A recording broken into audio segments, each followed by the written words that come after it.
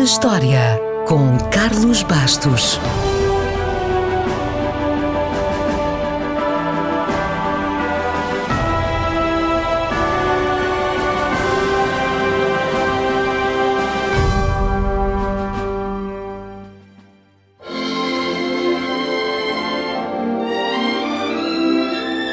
O Teatro Nacional de São Carlos é a principal casa de ópera em Portugal. Pode nunca se ter sentado lá dentro, mas aposto que sabe que o São Carlos fica no Chiado. O que talvez não saiba é que foi inaugurada a 30 de junho de 1793 para substituir a Ópera do Tejo. A Ópera do Tejo era um teatro para a corte, na zona da Ribeira das Naus, onde só se era admitido por convite, mas que teve o azar de ser construída no sítio errado, na altura errada. Porquê? Porque o teatro ficava junto ao Tejo e foi inaugurado a 31 de março de 1755, o ano do terremoto de Lisboa. Ou seja, a Ópera do Tejo, que custou um dinheirão, só durou 7 meses. Desapareceu no dia 1 de novembro de 1755. Mas voltemos ao São Carlos. O teatro foi construído em apenas 6 meses e foi inspirado na tradição dos grandes teatros italianos. Há algumas semelhanças com o La Scala de Milão, nomeadamente na fachada, no interior e no sistema de acesso. Mas a sala de espetáculos já seguiu outro caminho.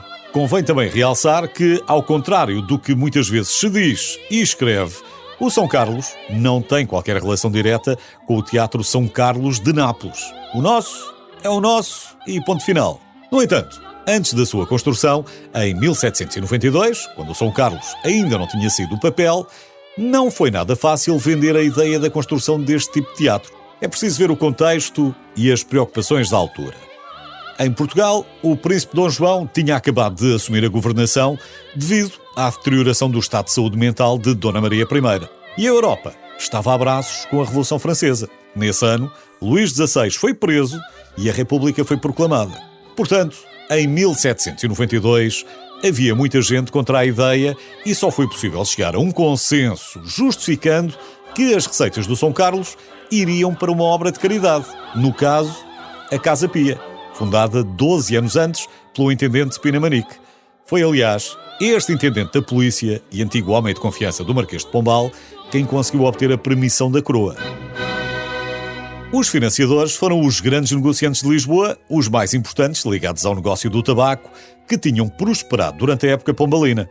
Um deles vendeu os terrenos para o edifício, mas pôs no contrato uma cláusula que lhe garantia um camarote de primeira ao lado da família real, com anexos e acesso privado à rua. E amigos, negócios à parte. Não foi uma operação de mecenato. Foi um empréstimo feito por um conjunto de empresários numa altura em que ainda não existiam bancos em Portugal. Aliás, o empréstimo só foi liquidado pelo Estado em 1854 e só nessa altura o teatro passou a ser efetivamente propriedade pública.